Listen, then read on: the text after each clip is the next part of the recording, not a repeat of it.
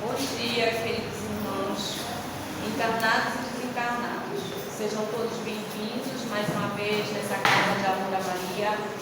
Estamos todos reunidos para iniciar a nossa programação de hoje, a nossa palestra do dia. Vamos, nesse momento, nos harmonizar, fazendo a leitura do livro Jesus no seu dia a dia. Responsabilidade. Nas atividades do cotidiano, e principalmente aquelas relacionadas ao campo espiritual, não basta nos propormos fazê-las, é preciso fazê-las com responsabilidade. O médico que dá passividade aos espíritos, o passista que impõe as mãos, o orador que leva a palavra de consolo, o evangelizador que esclarece as crianças, o dirigente que conduz o grupo. Funções relevantes que necessitam de responsabilidade para serem escutadas. Se o médium fala, como ficam os espíritos que iriam se comunicar através dele? Se o passista não vem, como ficam os fluidos que ele deveria doar? Se o evangelizador não está presente, quem esclarece as crianças? Se o dirigente não tem tempo, como fica o grupo? Em todas essas situações, poderemos recorrer ao improviso e substituir temporariamente os ausentes, resolvendo o problema. Fica então a questão de posse dessas irresponsabilidades. Como a espiritualidade pode investir nesse ceareiro sem um risco iminente de fracasso? Queridos irmãos, depois dessa mensagem que nos chama a pensarmos, em que momento estamos, se estamos realmente sendo responsáveis com as nossas funções, os nossos propósitos. Vamos avaliar, vamos pensar nisso. Vamos também, nesse momento, elevar nossos pensamentos a Deus, nosso Pai, Jesus, nosso mestre amigo, aos Espíritos de luz e a espiritualidade amiga que já se faz presente nesse momento. Primeiramente, para agradecer por estarmos aqui e pedir para que ela possa abrir nossas mentes e nossos corações, nos dando assim um entendimento para esse momento que será realizado. Essa palestra que vem nos trazer todas as informações que necessitamos, que possamos recebê-la com amor, com carinho, e sejamos envolvidos nesse momento pela espiritualidade, abrindo nossas mentes e nossos corações.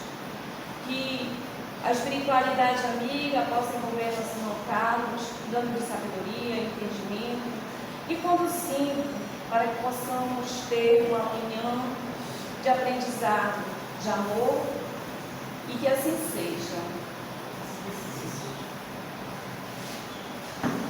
E o nosso irmão Carlos vai conduzir a nossa palestra. Vamos lá.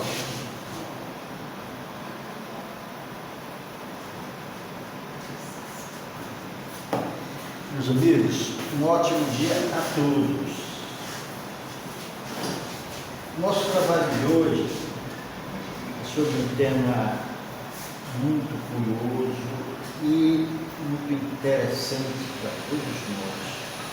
Mas quando eu falo assim, muito interessante para todos nós, em especial a pessoa que é espírita. Quando você fala que é espírita, você não imagina a expectativa que se cria em torno de você.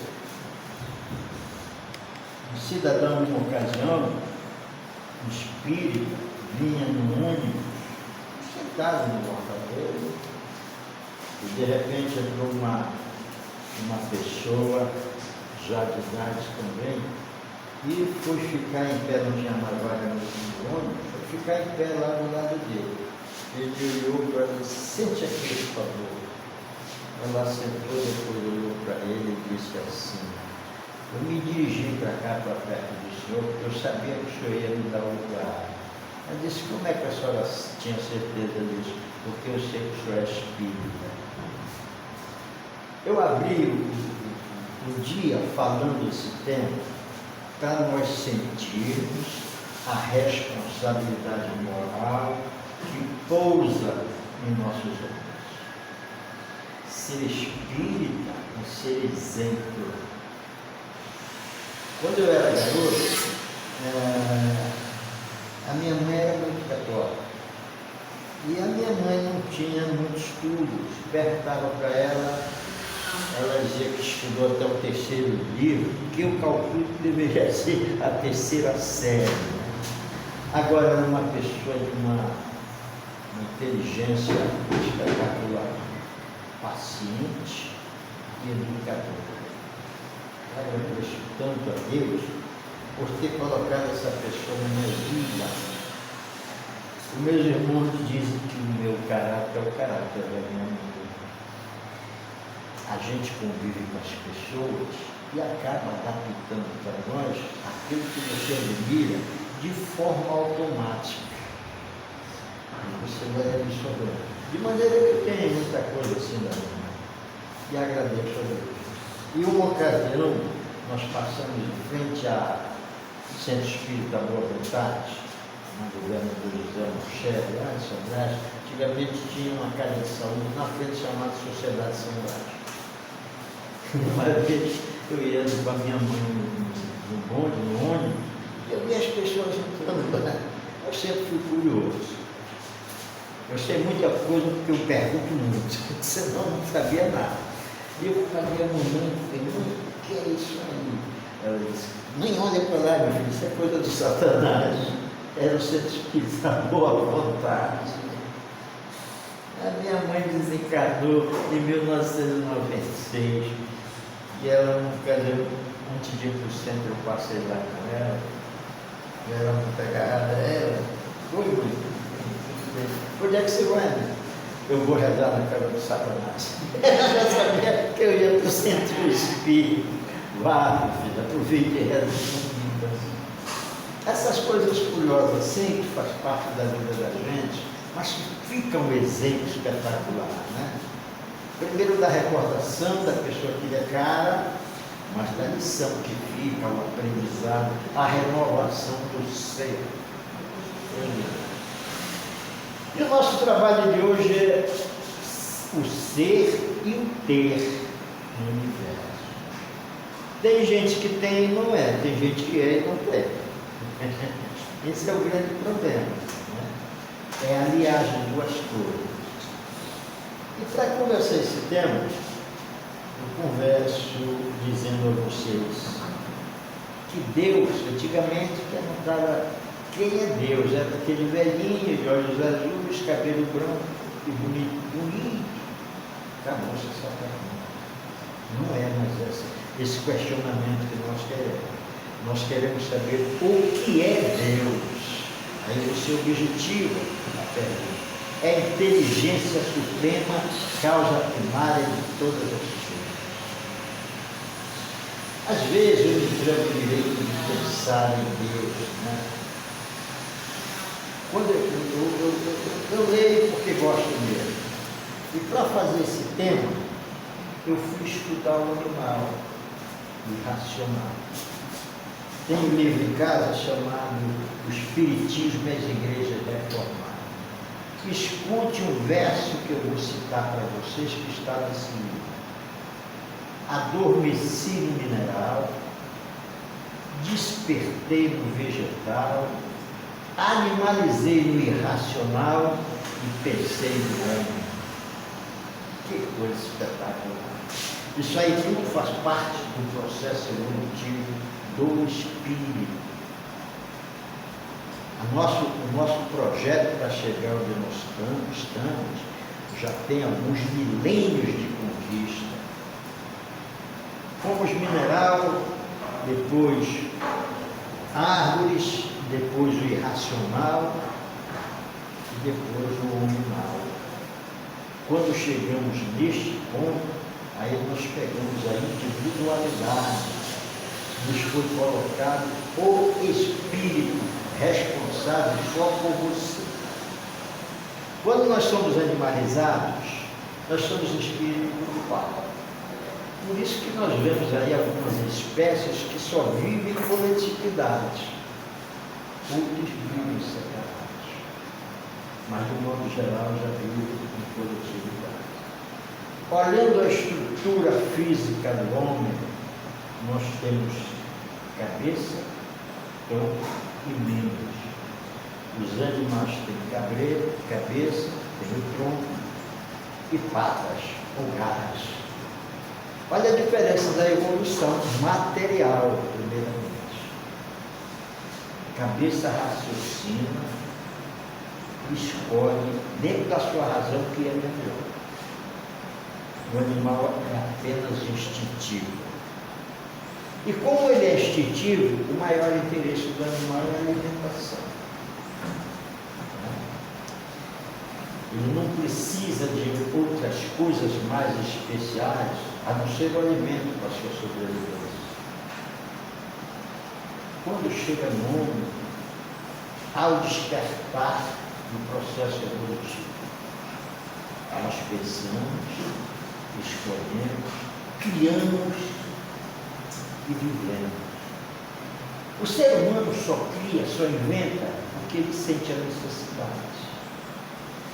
Por alguma razão. Quando ele não sente a necessidade própria, ele sente a necessidade coletiva. Primeira vez que eu fui a São Paulo, isso já faz alguns anos, eu saí daqui 5 horas da manhã, cheguei em São Paulo 7 horas da noite.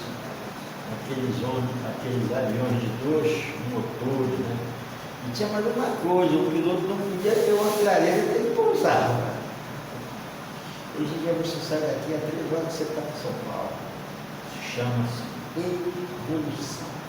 E por que foi necessário evoluir assim? Porque o homem precisava de um deslocamento maior. Porque à medida que o tempo passa, as nossas necessidades vão aumentando. É um acúmulo de coisas que não é mais interessante só para mim, mas como para os outros também. O homem primitivo. O homem primitivo andava nu e comia carne crua. Aí ele descobriu o fogo. E viu que o churrasco era bom. E aí passou coisa outra. Olha, se deixar ele nesse fogo, fica gostoso. É assim que se processa a evolução. A evolução só acontece porque nós somos seres coletivos e passamos de um para o outro.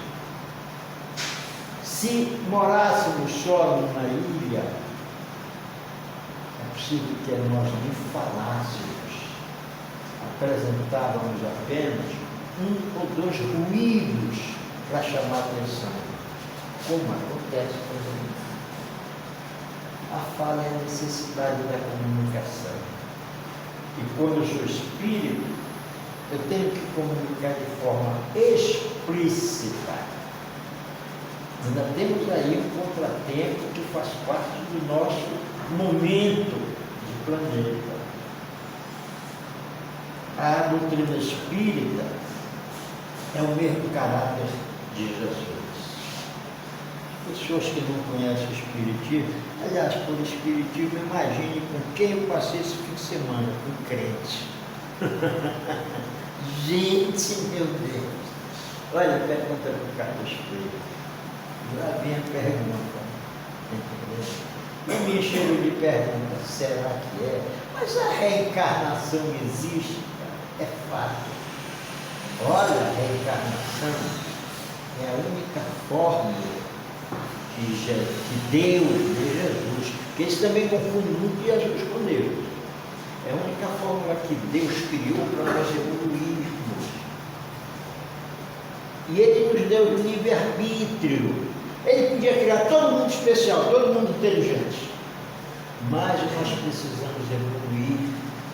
E Ele, sabendo que nós temos limitações, e Ele havia nos dado o livre-arbítrio, Ele não podia me cobrar exageradamente que eu acertasse tudo, porque eu não tinha evolução suficiente. E a reencarnação é o processo mais inteligente de esperar que alguém evolua. Se vocês tiverem algum processo, me diga. Se for melhor do que o meu, a reencarnação, do mundo. Gente, eu me sinto bem dentro da doutrina espírita. Mas se um dia me cercar, A doutrina espírita venceu o código de barra. É mesmo? Ih, já tem coisa melhor. Eu só terei uma alternativa: trocar. Porque eu estou em evolução. Como é que alguém vai dizer, olha, já tem uma filosofia melhor do que a espiritismo? Eu vou lá olhar, levo o meu divino embaixo do braço, falo lá. É verdade, isso aqui faz tempo. Hoje eu encontro muitas coisas na obra espírita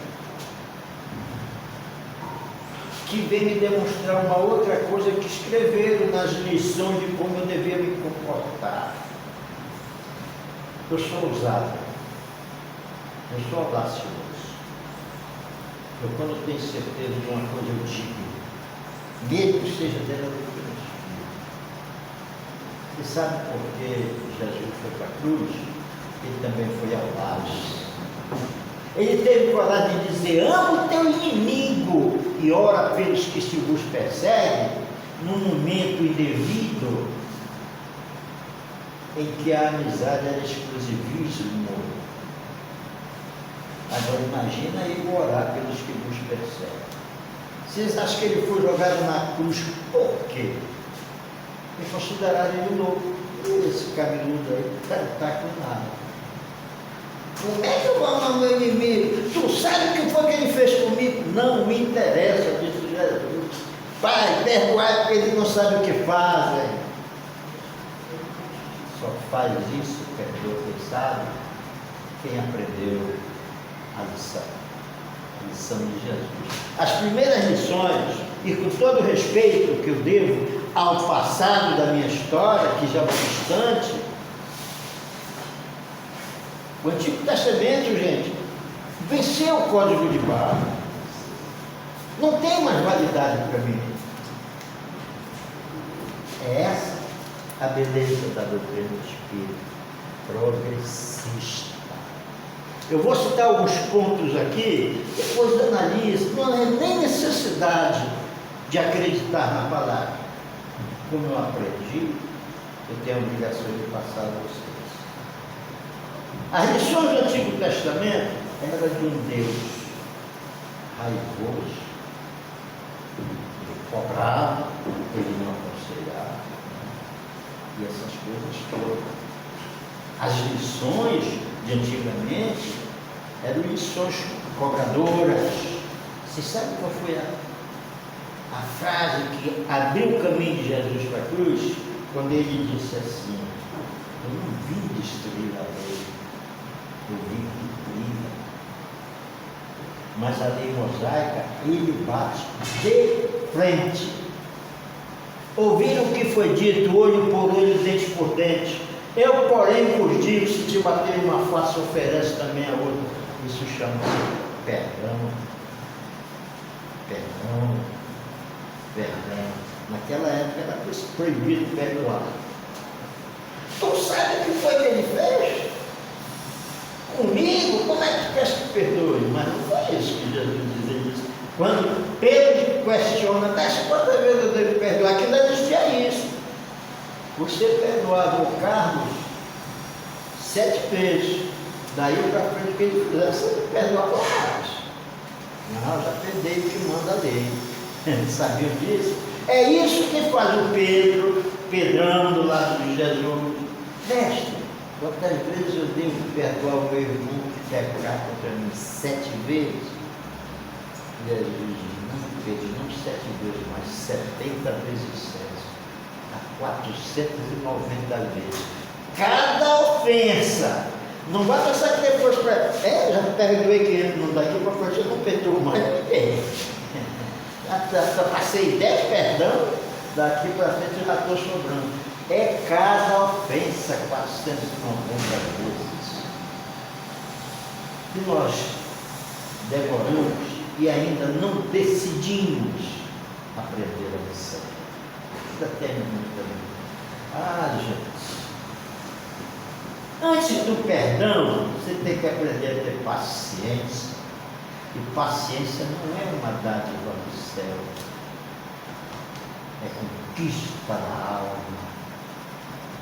Mas o Carlos é uma excelente pessoa. Não pisa no calo deles, ele vira o diabo. Então não tem nada. Se o cara conseguir ser o diabo na calma, ele precisa ir para o psiquiatra. Não é verdade? A beleza, o conhecimento e a bondade está nos momentos difíceis. Aqueles que qualquer pessoa não transporia e você ultrapassa com tranquilidade. Aí entra uma outra frase de Jesus que diz assim: conhecereis a verdade e a verdade vos libertará. Essa verdade é não imaginar que o outro já tem o que eu tenho de conhecimento. Quantas agressões nós temos na vida porque o outro não aprendeu a lição. Eu já cansei de contar aqui a história da Rita. O ódio nós não precisamos treinar, tem já bem conosco. Nós precisamos fazer um treinamento ostensivo e intenso para aprender a amar. Isso é difícil. E se for o inimigo, pior ainda. Então, gente, ser e ter na nossa vida, ela tem duas situações. Tem o ser e ter material e tem o ser e ter espiritualmente. Por isso que eu brinquei quando eu comecei. Tem gente que é ser, tem gente que é, mas não tem. E tem outros que têm de ter, mas não são. Porque é difícil você ser rico, acostumado a ter tudo e se sensibilizar com a necessidade insignificante dos semelhantes que não têm nada. Pense bem nesse livro.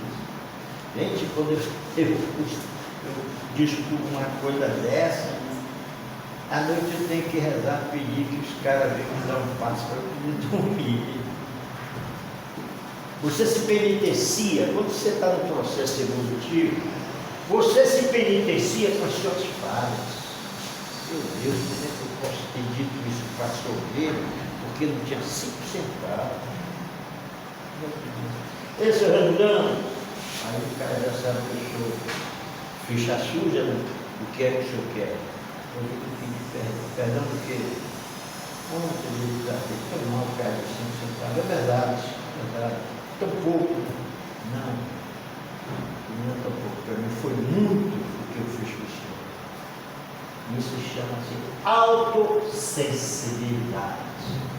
Quando você já tem o poder de se sensibilizar, para os outros já não tem mais significativo, mas para você tem. Essa autossensibilidade é que levou Jesus a dizer: deseja o teu próximo tudo o que queria que se desejasse.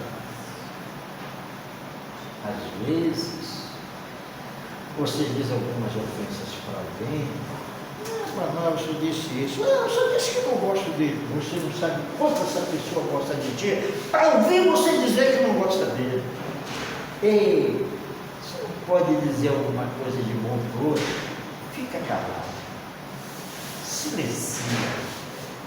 Você não sabe o respeito e a consideração que ele tem por você. De repente, num momento de desvio do controle, você diz: rapaz, eu não te suporto.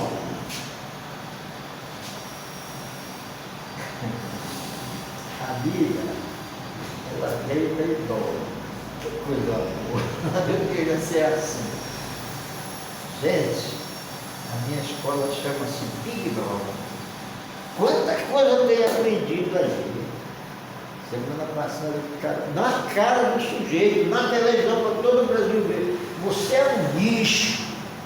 Estou visto, eu estou dizendo, você não vale nada. Dizendo para o inimigo. Eu pensando, coitado, troca de posição agora, escuta o que tu está dizendo do outro. E talvez a gente age dessa forma. É o ser. Às vezes a gente diz: o carro passou ali e matou. Quem foi? Foi um cachorro. Não, foi um ser humano. Espera ser um ser humano. E temos dificuldade de tratar com o ser humano. A divisão dos mundos está de forma didática para nós, espíritos, que a espiritualidade imaginou que nós já podemos entender algumas coisas que não podiam ser ditas no passado. Então, a categoria de mundo que nós vivemos, ele é primitivo, no início do espírito, ele é simples e ignorante. E quando eu falo ignorante, não é no sentido pejorativo, é no sentido de não ter conhecimento. O Carlos é ignorante, me disse. Mas ele conhece outras coisas. Mas, pejorativamente, não, o Carlos é ignorante, é enciclopédia, não entende matemática. Trata o outro da forma que você queria ser tratado. Seja e tenha que paciência. Gente, paciente é tarefa difícil. Mas é muito difícil. Às vezes a gente encontra pessoas no trajeto do dia, coitados, subindo ônibus numa ocasião, vinha sentado assim, uma cadeira que fica dentro do ônibus, depois do cobrador. Meu carro estava no prédio, era propagandista, eu tirei a pasta de propaganda, olha, quebrou aqui o negócio. Bicho, como eu sou feio, olha que eu vi. Meu Deus do céu. E então, eu vinha no ônibus e sentei lá e aí uma senhora levantou, até de certa idade, então ela devia ter mais de 50 anos, e foi passar no mureto. E o rapaz não tinha lá um centavo, dois, não sei que coisa significante. Nem imagino o que essa senhora disse por rapaz. Mas o negócio me incomodou, porque eu meti a mão na bolsa, que é uma sacolinha de carregar dinheiro. Mas muito dinheiro. E eu peguei os 5 centavos que estava pagando aquela vida. Eu falei, não tem esse telefone. Quando eu me levantei para sair do ônibus, e pagar passagem, já estava trocada, eu olhei e o rapaz estava entristecido. Estava lá. Eu olhei para ele e disse assim, e aí, meu amigo, como é que você está? Ele levantou a vista para mim e as lágrimas saíram da luz. Eu disse, não dê muita importância a isso, que essas coisas sempre acontecem. Nós somos seres humanos. O cachorro se dá com o cabo da vassoura na mão dele e vai embora. Depois joga, ele vem. Nós não fazemos isso. Então, não ligue. Ele disse assim, não, senhor, eu estou trabalhando hoje, eu estou de folga 8 dias da minha empresa. Eu perdi uma filhinha nunca. E eu vim trabalhar porque preciso desse dinheiro, até para ajudar a pagar o terreno da minha filha. Eu vim tirar fora do outro. Eu respirei profundo, absorvi a puxa. Sempre que eu falo desse assunto, eu não deixo de absorver o processo emocional. O que aquele rapaz sofreu naquele momento. O choro da perda da filha ainda não tinha passado, ainda estava ativo dentro dele. E não tiveram paciência com ele. Este é o ser. O ter seria a paciência de, rapaz, eu não tenho mais não trocar. Tá bom, não tem problema.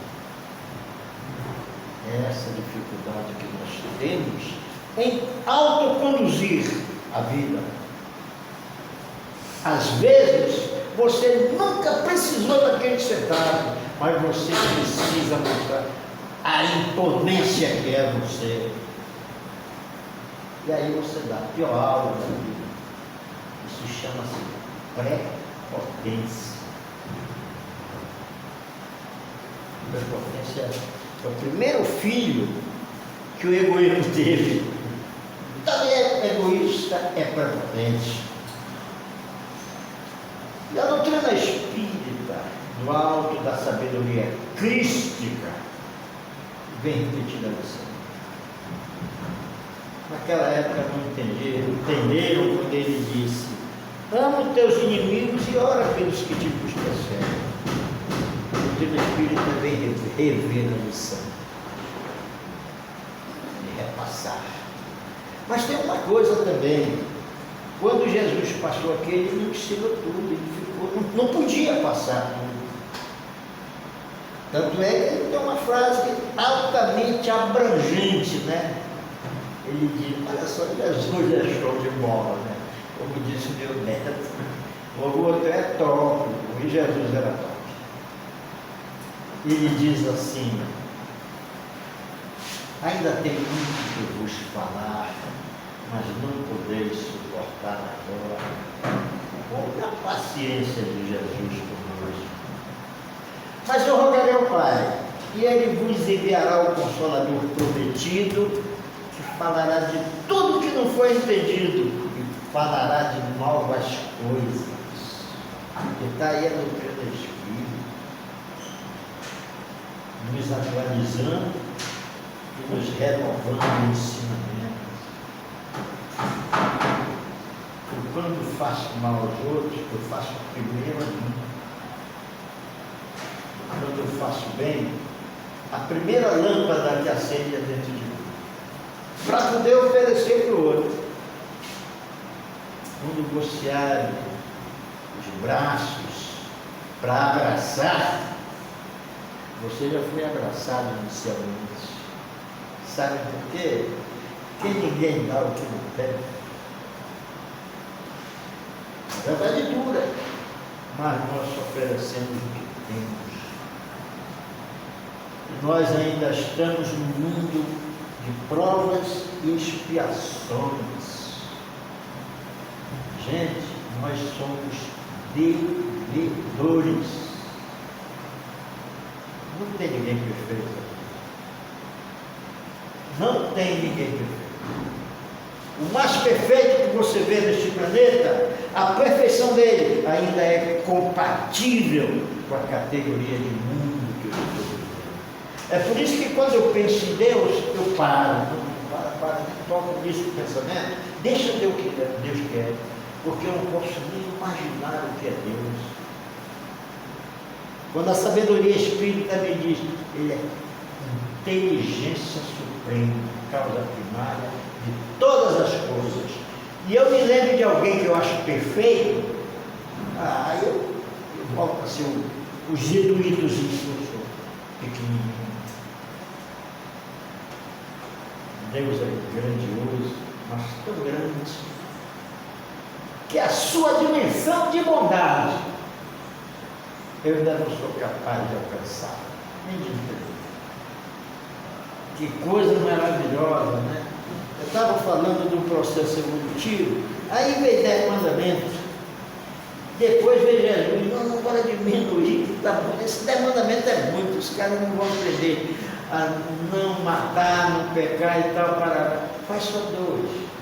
Ama a Deus sobre todas as coisas, é o teu semelhante como a ti.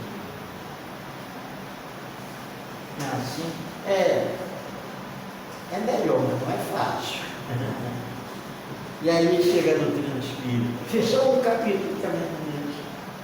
Com Jesus era 2, doutrina espírita, por alto comando de sabedoria de Jesus e dos espíritos que trabalham com ele, transferiram o mandamento de Deus em apenas um capítulo. Chama-se lei de causa e efeito. Lei de causa e efeito. Toma, você saiu daqui. Olha, você tem livre-arbítrio. Mas esse livre-arbítrio que eu te dou, tudo que tu fizer, tu vai receber. Porque isso chama-se lei de causa e efeito. Eu acho isso maravilhoso. Quando eu entendo o processo da lei de causa e efeito, Aí eu bato no peito, eu falo assim, eu sou dono de mim. Eu posso ser o que eu quiser. Depende do comando dos meus desejos. Depende da intensidade, porque eu acredito numa coisa. Fé é acreditar. Fé é acreditar. Meu Deus, eu tenho certeza absoluta. Eu tenho fé que eu vou cumprir o meu projeto reencarnatório. Fé é, acima de tudo, conhecimento. Eu, quando jovem, ajudei missa aí na igreja de Santo Antônio de Lisboa. Obrigado, Frei Vicente. Ô, Carlinho, eu venho pregar com o teu pároco. Não, peraí, Frei Vicente, senta aí. E a gente ficava assim. Mas o Frei Vicente gostava tanto de mim, que quando ele foi de volta para os Estados Unidos, eu e mais uns 2 colegas fomos deixar no aeroporto.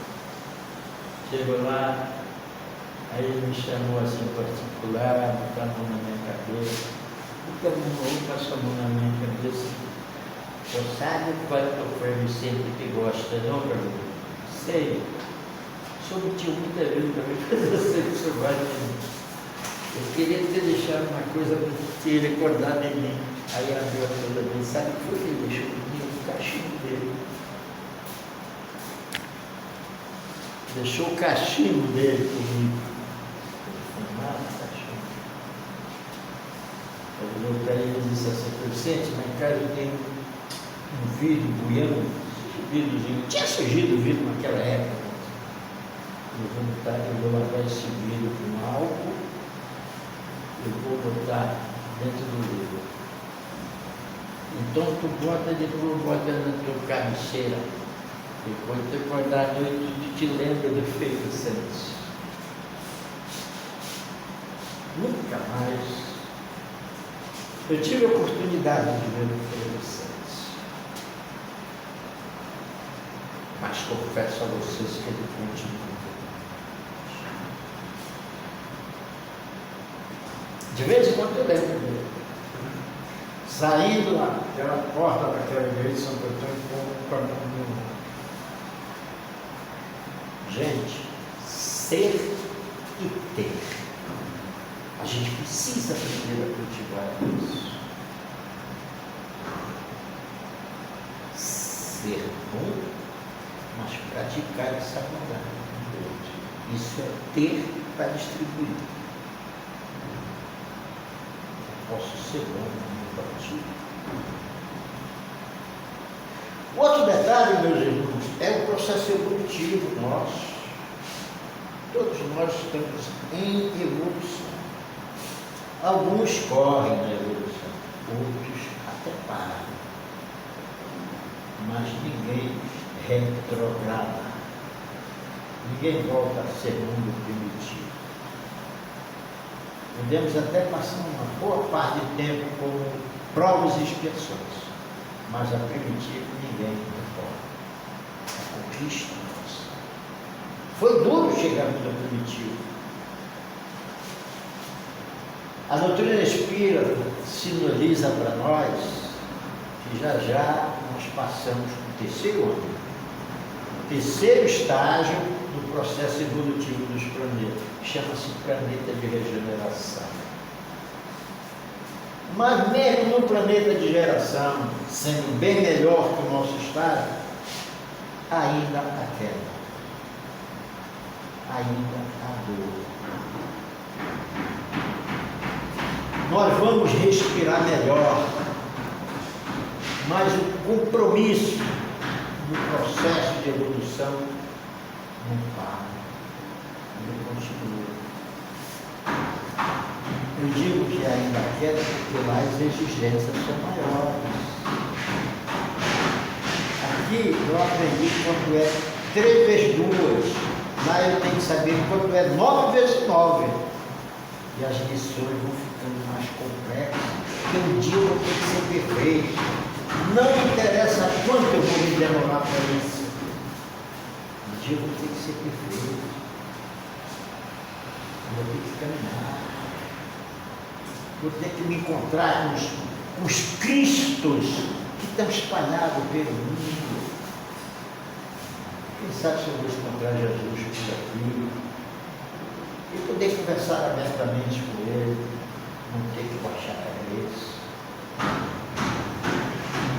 Eu acho que a coisa mais brilhante por você é quando você encontra alguém que você sabe que lhe ajudou com ensinamento, com alguma coisa, e você tem que baixar a cabeça e desviar do caminho. Eu quero ter o prazer de olhar os que me ensinaram com orgulho de dizer, eu também aprendi. E aí, cara? Dando um parceiro. Eu já fiz 3 provas, mas não conseguia a média suficiente. E a luta é minha, é minha. Ninguém vai interferir, meus irmãos. A luta é só minha. Quando fala-se em riqueza, toda vez que se fala em felicidade, ela é material. Pode fazer com que o seu carro está bem, ele está andando uma Hilux, está bem lucro, e por aí afora. Ninguém diz assim, eu comprei o carro, como é que está? Olha, ele me disse que está bem, mas eu duvido. Uma sandáliazinha lá, um shortzinho. Gente, felicidade é um estado de espírito. Não é a conta bancária que me faz feliz.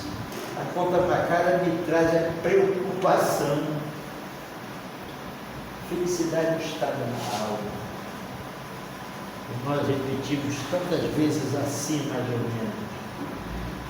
Oh meu Deus, estou sofrendo tanto que parece que eu estou no inferno. E é verdade.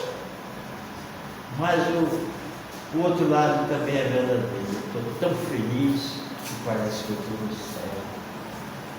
Sou eu quem faz isso. Ninguém pode fazer por mim. Ninguém. Isso é um direito outorgado por Deus. Olha, tem umas frases bíblicas assim que eu paro para pensar e digo, é verdade, porque é minha. Sou eu o comandante da minha trajetória. Foi Jesus que me garantiu isso. Jesus, eu vou para o céu, depende de ti. A cada um, segundo as suas obras. Isso é lei de causa e efeito pura, puríssima. Agora, quando eu mentalizo isso, eu estou aprendendo a mentalizar com otimismo. Em vez de ver dificuldades, não. Eu vou ultrapassar, que eu vou me melhorar. É mais ou menos assim a lição. Não falta 5 minutos, uma hora gastar. Não é 45 minutos, pessoal? Tá bom? E por isso que vieram para nós, a cada momento da minha evolução, as lições pertinentes ao meu entendimento. Tem algumas lições algumas, a maioria das lições do Antigo Testamento são absurdas. Imagina, olho por olho, dente por dente. E o quinto mandamento diz para não matar. Olha essa transgressão da lei. Quando a minha alimentação, você não imagina quanto eu gosto de um churrasco. Você não imagina quanto eu gosto de uma galinha carne. Mas um dia eu vou ter que parar de matar, meu irmão. Porque são vidas também. Eu me preocupo se tivesse seres mais inteligentes que nós e gostassem de nos comer a cabeça dela. Ó, pega esse moreno, tá gordo, tá bom, bora comer ele amanhã. É como eu sou. A ponta do iceberg, né, de vocês também, aí eu mato os outros. A asa da galinha, pesa assim, essa aqui está barra, pesa a outra. Um dia nós vamos ter que parar com isso. Porque é mesmo. Não matar, não está lá na Bíblia, não matar o teu semelhante. Ele é horizontal, não matar. Entenda como quiser. Não, mas o porco eu posso matar, vai. Um dia nós vamos. O processo evolutivo da alma, ele é lento, por causa desses atos que nós ainda não entendemos. Eu fico, uma vez, rapaz, eu não sei, eu fui no curro lá em Mosqueiro, eu fiquei olhando os bois lá separados, olhando os outros passarem, manda para morrer. E os bichos ficavam lá. Será que eles estão entendendo alguma coisa? Se eles estão entendendo, eu não sei. Mas eu que tenho que entender. Eu é que tenho que entender, porque sou eu que proporciono tudo aquilo. Às vezes, nós temos que ser perfeitos, meus irmãos. A palavra perfeccionista, ela não é ultrajante, como o errado me coloca. Cara, perfeccionista. O errado é o perfeccionista cobrar a mesma perfeição em quem ainda não tem. Mas perfeccionismo é a trajetória de todos nós. Então, quer queira ou não, um dia tu vai ter que ser perfeito. O que ele diz? Ser perfeito como Pai que está no céu. É claro que nós vamos nunca chegar a esse nível, mas isso é apenas uma metáfora que Jesus pediu. Ser perfeito como o perfeito Pai que está no céu. Então, gente, assim, cada vez a primeira vez que eu escutei uma palestra lá na Oswaldo Cruz, aquele cara tinha o meu currículo lá, porque tudo que ele falou tinha a ver comigo. Esse cara nem me viu na vida, como é que ele está falando essas coisas todas? E a gente precisa ser, precisamos ser tocados. Não espere ser santo amanhã, não é assim. Não é assim. A gente vai continuar caindo, limpando o joelho da queda. Agora, o importante é quando levantar consciente da queda. Essa aí eu não tenho mais. Saúde e paz, eu gosto muito de Deus, tá? É por aí.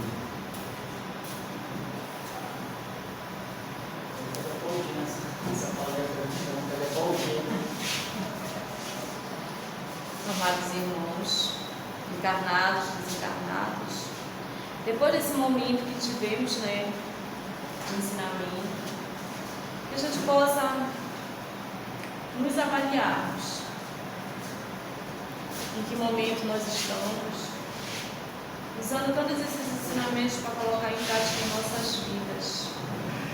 Vamos agradecer, por essa oportunidade de podermos estar aqui. Agradecer a espiritualidade amiga por esse banquete espiritual que recebemos. Que possamos, através de todos esses ensinamentos, trabalhar em nós, colocarmos em prática em nossas vidas. Obrigado, mestre querido. Obrigado, espíritos amigos, por esse momento, por podermos estar aqui mais uma vez, por essa casa que nos abriga, por todos esses irmãos que se fazem presentes, nos conduzindo, mostrando esse caminho, o caminho da verdade, o caminho que nos liberta, o caminho que nos faz, que nos mostra como sermos melhores e felizes. Porque Deus quer isso para cada um de nós. Deus nos quer filhos perfeitos e felizes.